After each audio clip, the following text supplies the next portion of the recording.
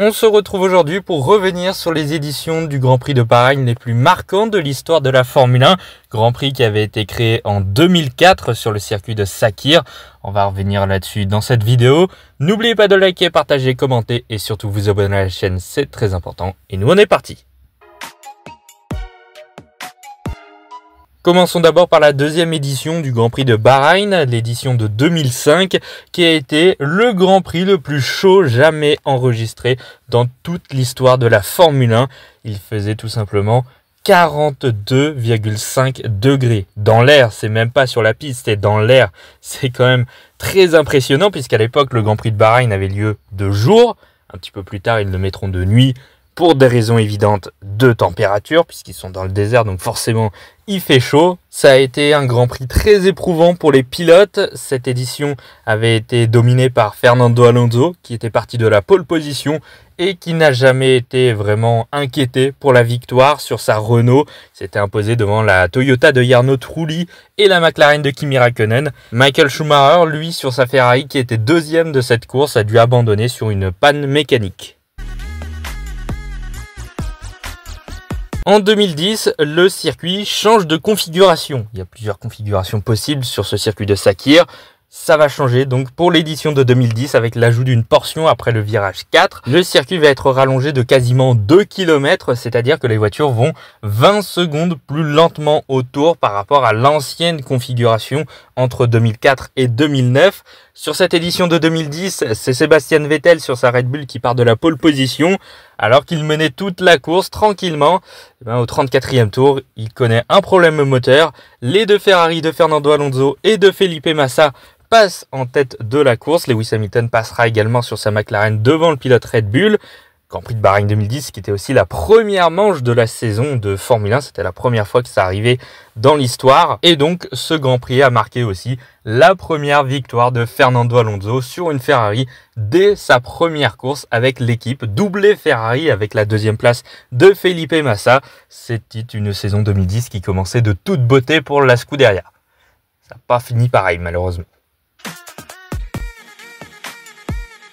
Comment ne pas revenir sur l'édition 2014 du Grand Prix de Bahreïn avec un duel exceptionnel entre les deux pilotes Mercedes, entre Nico Rosberg et Lewis Hamilton. C'est le pilote allemand qui partait depuis la pole position devant son coéquipier britannique et dès le premier virage, c'est Lewis Hamilton qui prend la tête de la course sur Nico Rosberg, mais ça ne va pas s'arrêter là.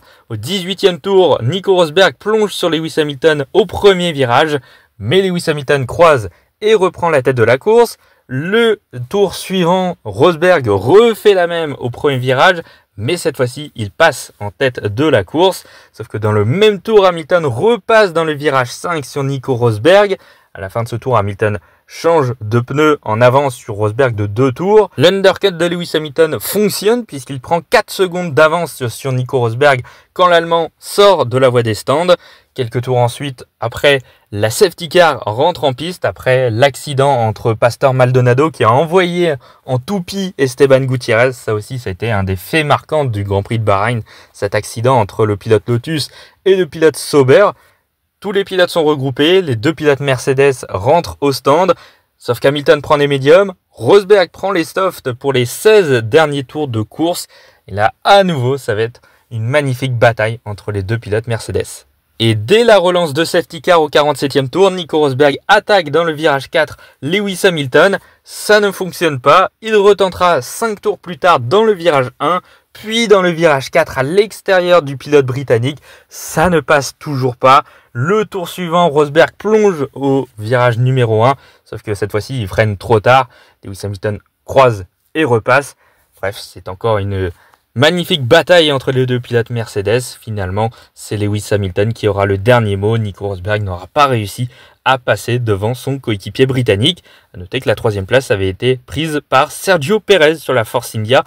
Mais pour vous dire un petit peu la domination de Mercedes au début de la saison 2014, et même sur toute la saison 2014, Sergio Pérez, qui termine 3e, meilleur des autres, a terminé à 24 secondes des deux pilotes Mercedes en 10 tours après la safety car. 10 tours, il s'est pris 24 secondes. C'est quand même franchement impressionnant, surtout que les pilotes Mercedes se sont gênés puisqu'ils se sont bataillés en piste durant ces 10 tours. Et c'est franchement impressionnant. On peut revenir aussi sur le Grand Prix de Bahreïn 2019 qui aurait pu être un magnifique Grand Prix pour Charles Leclerc qui avait connu sa première pole position en carrière avec la Ferrari pour son deuxième Grand Prix seulement pour le pilote monégasque. Lui qui s'était qualifié devant son coéquipier Sébastien Vettel et devant les deux Mercedes d'Hamilton et Bottas. Au premier tour, c'est Vettel qui prend la tête de la course devant Bottas et Charles Leclerc se retrouve en troisième place. Sauf qu'assez rapidement, il est très rapide le pilote monégasque. Il passe Bottas et puis au cinquième tour, il passe son coéquipier Sébastien Vettel alors que l'équipe lui avait dit de ne pas passer. Mais bon voilà, le rythme est là pour Charles Leclerc. Il mène toute la course tranquillement. Il est peut-être en train d'aller chercher une première victoire en carrière dès sa deuxième course avec Ferrari, ce qui serait quand même très impressionnant. Mais voilà, petit souci, à 10 tours de la fin, Charles Leclerc perd de la puissance moteur. C'est terrible parce qu'il perd entre 3 et 4 secondes au tour par rapport aux Mercedes qui sont juste derrière. Lewis Hamilton, qui avait 10 secondes de retard à ce moment-là sur Charles Leclerc, revient comme un boulet de canon et 2 tours plus tard, il le dépose dans la ligne droite. Hamilton va chercher la victoire. Charles Leclerc se fait dépasser ensuite 6 tours plus tard par Valtteri Bottas, la deuxième Mercedes. Il est menacé par Max Verstappen, donc potentiellement il n'aurait même pas de podium dans une course qu'il a dominée. Heureusement pour lui, les deux Renault de Daniel Ricciardo et de Nico Hülkenberg tombent en panne au même endroit dans le 55e tour. La safety car rentre en piste jusqu'à la fin de la course. Et donc à ce moment-là, Charles Leclerc peut quand même monter sur le podium en troisième position. Mais ça a été une grosse déception puisque Leclerc avait complètement dominé ce Grand Prix. Il aurait largement mérité cette course, cette victoire. Bon, ça n'est pas arrivé. Ça a été la première malchance de Charles Leclerc avec la Scuderia et malheureusement, ça ne s'est pas arrêté là depuis. Quand on parle du Grand Prix de Bahreïn, on est obligé d'évoquer l'édition de 2020 qui avait été marquée par l'effrayant accident de Romain Grosjean sur sa Haas dès le premier tour de course.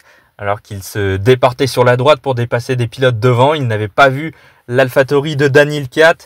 Les deux pilotes se sont percutés en pleine ligne droite et Romain Grosjean a explosé la voiture dans le rail. La voiture avait explosé en feu, tout simplement. C'était une boule de feu sur le circuit. Franchement, un accident incroyable. Probablement l'un des plus gros accidents de la Formule 1. Romain Grosjean qui avait subi un impact de 51 G, donc sur l'histoire de quelques secondes, il avait pesé 51 fois son poids, ce qui est vraiment énorme. Finalement, Romain Grosjean s'en était très très bien sorti avec seulement des brûlures aux mains et des blessures au niveau des jambes, si je ne me trompe pas. Sa carrière en Formule 1 s'était donc terminée sur ce malheureux accident, malheureusement pour Romain Grosjean. Et puis le Grand Prix qui avait été aussi marqué un petit peu plus tard par l'accident de Lance Stroll, qui s'était retrouvé sur le toit à la relance de course. Donc vous dire que le début du Grand Prix de Bahreïn était quand même assez mouvementé. Heureusement, il ne s'est pas passé grand-chose derrière. Mais vu ce qui s'était passé juste avant, on s'en était pas vraiment plaint. On en a eu des magnifiques batailles sur ce Grand Prix de Bahreïn. On a évoqué 2014, mais on peut évoquer aussi le Grand Prix de 2021 entre Max Verstappen et Lewis Hamilton, les deux prétendants au titre cette saison-là. Max Verstappen qui avait pris très surprenamment la pole position face à Lewis Hamilton. Il avait conservé la pole. Il était un petit peu plus rapide que Lewis Hamilton, sauf que Mercedes a choisi la stratégie agressive. Lewis Hamilton undercut Max Verstappen, c'est-à-dire qu'il s'arrête avant le pilote néerlandais au 14e tour. Max Verstappen, lui, rentre 4 tours plus tard. L'undercut fonctionne pour Lewis Hamilton. Il ressort devant Max Verstappen, ou en tout cas Verstappen ressort derrière Lewis Hamilton avec 5 secondes de retard. Lewis Hamilton garde la tête de la course, même si Verstappen revient à coup de dixième petit à petit. Hamilton boxe dès le 28e tour pour mettre des pneus durs, pour aller jusqu'au bout de la course. Et il y a un écart quand même de 12 tours entre les deux pilotes à la fin, puisque Max Verstappen, lui, ne rentre qu'à la fin du 40e tour pour chausser des médiums, pour aller jusqu'au bout. Il ressort avec encore plus de retard qu'avant le premier arrêt. 9 secondes de retard sur Lewis Hamilton. Oui, mais voilà, 12 tours d'écart sur un pneu dur avec un pneu médium. Forcément, Verstappen, il fonce sur Lewis Hamilton et en 10 tours, il revient juste derrière le pilote Mercedes. Jusqu'à ce qu'à 4 tours de la fin, Max Verstappen tente une attaque sur Lewis Hamilton déjà au premier virage. Ça ne fonctionne pas. Il retente dans le 4e virage à l'extérieur de Lewis Hamilton. Manque de bol et il passe derrière les limites de piste. Il dépasse Lewis Hamilton, il passe en tête. Mais le problème, c'est qu'il est passé en dehors des limites de piste. Il rend la position à Lewis Hamilton sur ordre de son équipe, de son ingénieur. Malheureusement, Verstappen ne réussira pas à repasser le pilote britannique. Ça a fait toute une polémique, ce dépassement. Et le fait que Verstappen ait dû rendre la position à Lewis Hamilton, alors que dans le même temps, Hamilton avait franchi plusieurs fois les limites de piste dans ce virage-là, sans jamais prendre de pénalité. D'où la polémique. Ce Grand Prix de Bahreïn, c'était la première manche de la saison 2021. Pour la première fois depuis 2010, Bahreïn accueillit l'ouverture de la saison de Formule 1. Et dès la première course, la FIA s'était mis dedans. Et malheureusement, on s'est aperçu dans la saison que c'était pas la seule fois où la FIA s'était un petit peu ratée au niveau du règlement, etc. Donc ouais, un petit peu compliqué ce Grand Prix de Bahreïn, malgré la superbe bataille entre le Néerlandais et le Britannique. La première d'une longue saison 2021. On peut revenir aussi sur le Grand Prix de Bahreïn 2022 qui a marqué la première course de la nouvelle réglementation 2022-2025. Donc on va arriver à la fin de cette réglementation. Ce Grand Prix de Bahreïn était le premier donc avec une bataille assez belle entre Charles Leclerc et Max Verstappen, qui n'était peut-être pas aussi belle qu'en 2014 ou en 2021, mais toutefois il y avait eu une belle passe d'armes entre le pilote Ferrari et le pilote néerlandais, le champion du monde en titre. Au 17e tour, Max Verstappen passe Charles Leclerc au frein dans le premier virage, sauf que Charles Leclerc, qui a le DRS ensuite, le repasse au virage numéro 4 par l'extérieur. Verstappen n'en a pas terminé. Le tour suivant, il repasse Charles Leclerc dans la même manœuvre dans le premier virage. Sauf que là encore, Charles Leclerc réplique à nouveau dans le virage 4, cette fois-ci à l'intérieur.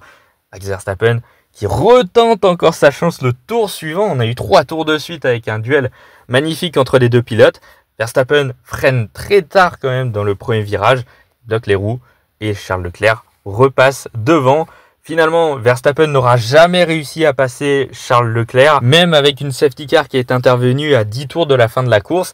Ça va même être pire pour Max Verstappen, puisque à 4 tours de la fin, Verstappen perd de la puissance sur sa voiture. Il doit abandonner, il se fait passer d'abord par Carlos Sainz, et puis ensuite, il doit rentrer au stand pour abandonner Max Verstappen dès la première course. Une course qui a été vraiment très compliquée pour Red Bull, puisque dans le dernier tour, au premier virage, Sergio Pérez a perdu lui aussi la puissance de son moteur. Il est parti en tête à queue et il n'a jamais pu redémarrer. Lui qui tenait pourtant à un podium. Malheureusement, Red Bull avait terminé sur un double abandon cette édition 2022.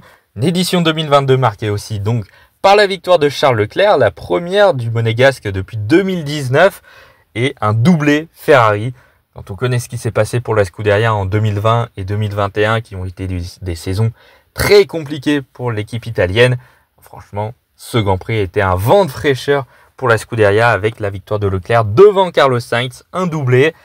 Et là encore, ils ont foiré leur saison, comme en 2010. Et c'est pas la seule saison d'ailleurs qu'ils ont foiré entre 2010 et 2022. Mais bon, le premier Grand Prix avait été quand même très réussi pour Ferrari. Et puis revenons sur la dernière édition en date du Grand Prix de Bahreïn, c'était en 2024. Bon, il s'était pas passé énormément de choses, Il n'y avait pas eu beaucoup de dépassements. Max Verstappen était parti depuis la pole position. Il avait mené largement toute la course de bout en bout, tour après tour, devant son coéquipier Sergio Pérez. C'était encore à l'époque où la Red Bull était ultra dominante. Et c'était Carlos Sainz qui avait terminé en 3e position de l'édition de l'année dernière. Voilà, c'est la fin de cette vidéo. Merci d'avoir écouté jusque-là. N'oubliez pas de liker, partager, commenter et surtout vous abonner à la chaîne, c'est très important. Et nous, on se retrouve dans quelques jours pour une nouvelle vidéo sur la chaîne. À bientôt.